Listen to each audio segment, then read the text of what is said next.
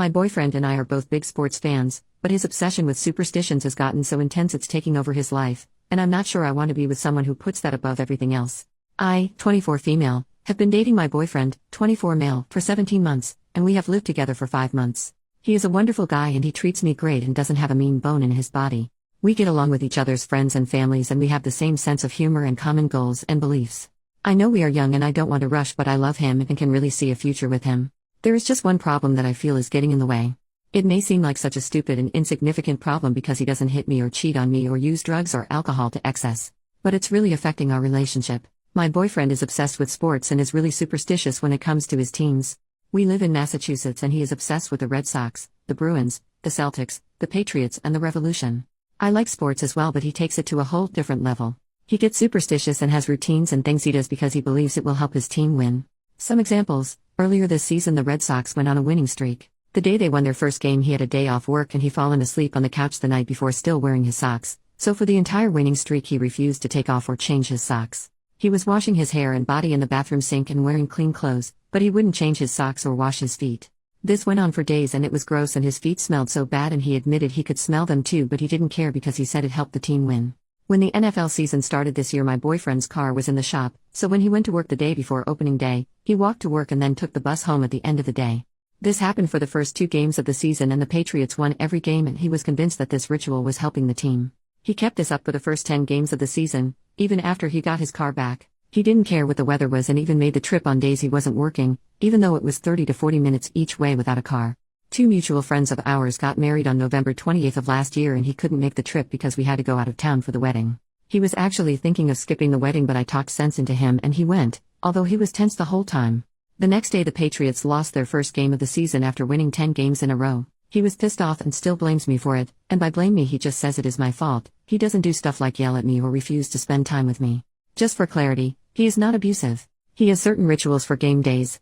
He will only eat certain foods or drink his coffee a certain way or go to a certain coffee shop or gas station. For the last Bruins season he went and got coffee every morning even if he didn't want coffee. He has certain brands of shampoo depending what sports season or playoff it is. He will change his hairstyle or not shave if it is the playoffs, or he will only sit in a certain seat in the living room during the game. When we moved in together I moved in with him because my lease was up but he still had 6 months left on his. The plan was that after 6 months we would find a bigger place. I have an almost new living room set with a couch, love seat and 2 recliners. His living room furniture is ripped and on the verge of breaking. He insisted on keeping his because he doesn't know the temperament of my furniture when it comes to the teams. Seriously. I am not trying to be snobby because mine is newer, but his is being held together with pieces of wood and duct tape and has holes in it. I know compromise is important and at the time it wasn't a hill I wanted to die on, so I agreed to keep his furniture and give mine to my parents because they were looking for replacements, but now in the big picture I see why it was a problem. Another example is our wedding. We aren't planning on being engaged or married yet, but we have talked about the future. He has said that if we ever get married and engaged, the proposal and wedding would have to be on days when none of his teams are playing because he doesn't want the wedding to influence a game or winning streak or something, because we can't have a wedding every day for the team to win. So far he thinks July or August because 3 of the 5 teams, Bruins, Patriots and Celtics, are on the off-season and there will probably be a day when the Red Sox and Revolution aren't playing. He can't guarantee it will be a Saturday though. I am not saying anything for now because we aren't at the wedding or engagement stage, but it bothers me that he is so serious about this that it would affect our wedding. If we did get married and it was a game day I wouldn't even mind getting married sometime before the game was on and then have TV with the game at our reception. As I said, I'm a sports fan also, and I like the same teams he does. I enjoy watching sports but I think he takes it too far. These are just some examples, there are many others. I have tried talking about this and he's saying I don't understand how important all this is. As I said, he doesn't pick fights with me or yell or mope or anything and he doesn't get emotionally or physically abusive. His family members are sports fans also and they say he has always been like this. Although they don't take it as far as him and they thought he was being dumb with the walking to work so the Patriots would win. I convinced him to talk to a therapist about these compulsions and that included couples therapy where we could talk, and he agreed to go, but the therapist said he didn't have a problem and was normal, and yes, he was honest in therapy, at least when I was there. I wanted a second opinion so I picked a therapist and the same thing happened. So now he is convinced that he doesn't have a problem and I just don't understand. Like I said, he is wonderful in every other way. He is a good person, he isn't a snob to anyone and he treats me well and doesn't cheat or be abusive. He spends time with me and is attentive. And even when we debate about his sports obsession he doesn't yell or get mean. I love him very much and I can see a future for us. I enjoy watching games with him. But his obsession and superstition with sports is giving me second thoughts because while I like sports my life doesn't revolve around them. Since 2 therapists have said he is normal and not mentally ill or anything, he is convinced this is fine. We are due to move into a bigger place in a month, and while we haven't signed the lease yet, I'm not sure I want to do it without addressing this, but I don't know what else to do to make him listen. Am I being irrational and not understating, or am I right to be concerned about this and thinking of ending it? If anyone has any advice or thoughts, I would appreciate them.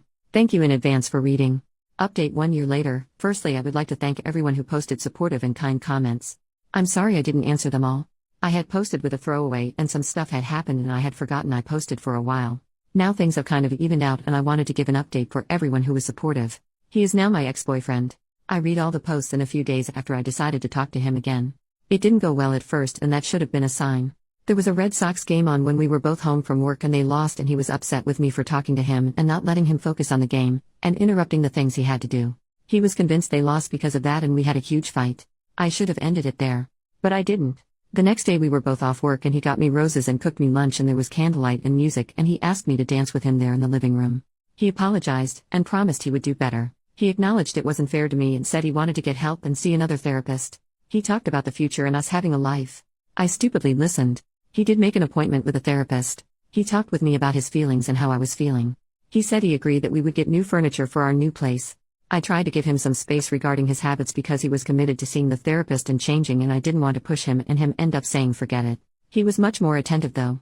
I thought he changed or was at least really trying, but I was wrong. A week or so after we had fought and made up and he made the therapist appointment, something else happened that turned my life upside down. I had a mole on one of my arms, but I never thought anything of it. I had a new coworker and she pulled me aside one day and said she didn't want to scare me or be weird, but she is a 2-time skin cancer survivor and the mole did not look good. She stressed that I needed to see a doctor.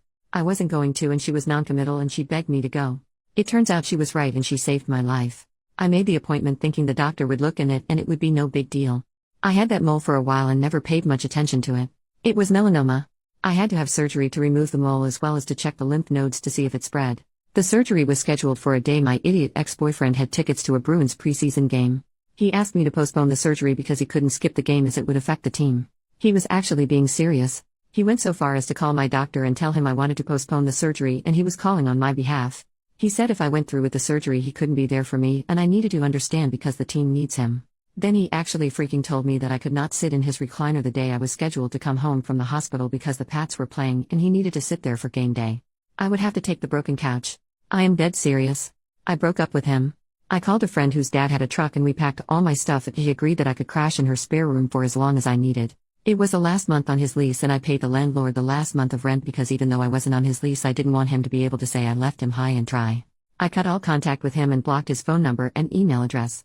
It was on the 18-month anniversary of the day we met and had our first date and the 6-month anniversary of the day we moved in together. I thank God, the universe, and whoever that I didn't sign the lease for the new place we had planned to move into together with him or combine my money with him. I had the surgery. I got so lucky. It was stage 2 and had not hit the lymph nodes yet. I had to stay in the hospital for a couple of days, but the wound was looking okay and not infected, so I was discharged to go home. The waiting was agony, and the worst thing, I also was not in the best emotional state because of what had happened with my ex. I cried when I found out it wasn't in my lymph nodes yet. The doctor said it would have hit them and spread in under a year and I would have been much worse off. So now I am hyper away of the sun. I go for skin checks every few months and I have a nasty scar. But it could have been so bad. That coworker saved my life, and we are friends now. Yesterday was the 1-year anniversary of my surgery. I had so much support from my friends, family and coworkers. I will never forget it. Once I recovered and went back to work, I got a small promotion. I started night school for college last month, while I work full-time during the day. I've taken up rock climbing and last month I started night school. It will really help my career and I am excited about it. I'm single since I broke up with my ex, but on Monday I had an impromptu date at the juice bar with a guy I'd bumped into at the gym. It felt good just to be social again and he seemed nice. That's my update. I want to thank everyone again. I haven't seen or talked to my ex since I broke up with him and left. I did hear through the grapevine that he stayed in his place when the power went out and there was no heat for more than one day when the temps were below freezing and there was a blizzard because he wanted to sleep in his bed and sit in his chair to help his teams. He apparently had to be taken to the hospital for exposure because it was so damn cold. If he doesn't want to change, that's his problem and not mine now.